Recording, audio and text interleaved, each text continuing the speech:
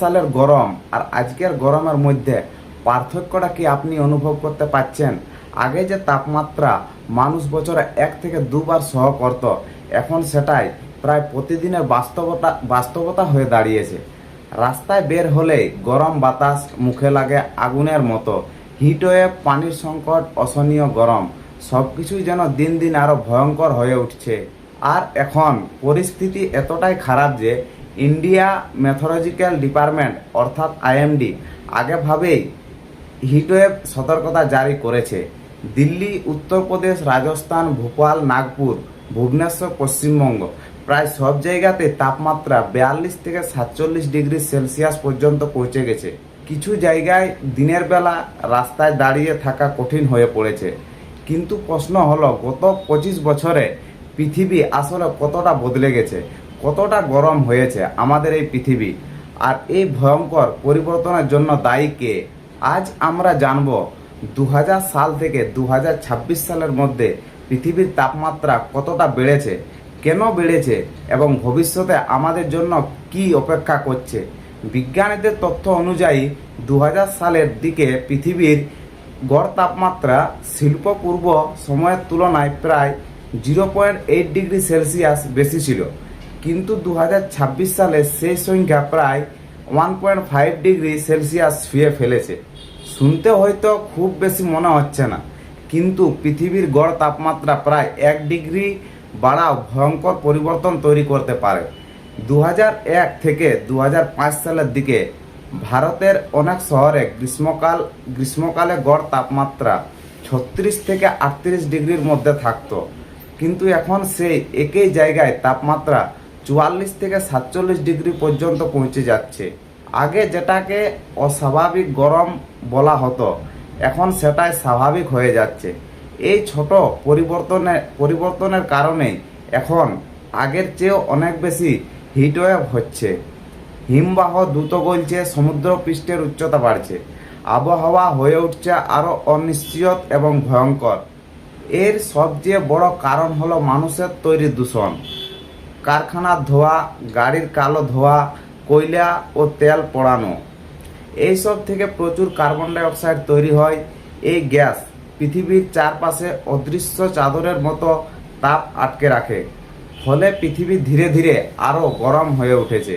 কিন্তু শুধু দূষণেই নয়, আরেকটা বড় কারণ হলো গাছ কাটা। উন্নয়নের নামে প্রতিদিন হাজার হাজার গাছ কেটে ফেলা হচ্ছে। রাস্তা তৈরি, মেট্রো প্রকল্প, বড় বড় বিল্ডিং, খনি প্রকল্প, ইন্ডাস্ট্রি, সব কিছুর জন্যই হারিয়ে যাচ্ছে বহু পুরনো গাছ। দিল্লি, মুম্বাই, হায়দ্রাবাদ, বেঙ্গালোর, ঝাড়খণ্ড, উড়িষ্যা, উত্তরাখণ্ড, ভারতের বহু জায়গায় ভয়ঙ্করভাবে বন উজাড় হয়েছে। অনেক রিপোর্ট অনুযায়ী গত কয়েক বছরে বিভিন্ন প্রকল্পের জন্য লাখ লাখ গাছ কাটে ফেলা হয়েছে। আর যখন প্রশ্ন করা হয় এত গাছ কেন কাটা হচ্ছে, তখন একটাই উত্তর দেওয়া হয়, ডেভেলপমেন্টের জন্য। কিন্তু প্রশ্ন হলো, যে উন্নয়ন মানুষের বেঁচে থাকাই কঠিন করে তোলে, সেটা আসলে কতটা উন্নয়ন? ভারত, বাংলাদেশ সহ দক্ষিণ এশিয়ার বহু জায়গায় তাপমাত্রা 45 ডিগ্রির উপরে চলে যাচ্ছে। অনেক মানুষ হিট স্ট্রোকে আক্রান্ত হচ্ছে, বিশেষ করে বৃদ্ধ মানুষ, শিশু এবং যারা রাস্তায় কাজ করেন, তাদের জন্য এই গরম সবচেয়ে ভয়ঙ্কর। রাস্তার শ্রমিক, ডেলিভারি বয়, রিক্সা চালক, ট্রাফিক পুলিশ, এদের জন্য এখন গরম মানে প্রতিদিনের জীবন নিয়ে যুদ্ধ। কৃষি জমি শুকিয়ে যাচ্ছে, পানির সংকট বাড়ছে, বিদ্যুতের চাহিদা এত বেড়েছে যে অনেক জায়গায় লোডশেডিং পর্যন্ত যাচ্ছে। বিজ্ঞানীরা বলছেন, একটি শহরে যদি বেশি পরিমাণে গাছ লাগানো যায়, তাহলে আশপাশের তাপমাত্রা অনেক ডিগ্রি পর্যন্ত কমে যেতে পারে। অনেক ক্ষেত্রে ঘন সবুজ এলাকা আশপাশের তুলনায় 8 থেকে 12 ডিগ্রি পর্যন্ত ঠান্ডা অনুভব হয়, কারণ গাছ সূর্যের তাপ শোষণ করে, ছায়া দেয় এবং বাতাস ঠান্ডা রাখতে সাহায্য করে।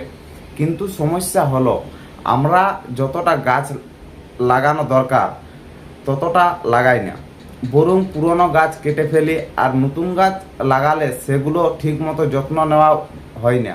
ফলে নতুন লাগানো অনেক গাছ কয়েক বছরের মধ্যেই মারা যায়। তাই শুধু গাছ লাগালে হবে না, সেগুলোকে বাঁচিয়ে রাখতে হবে।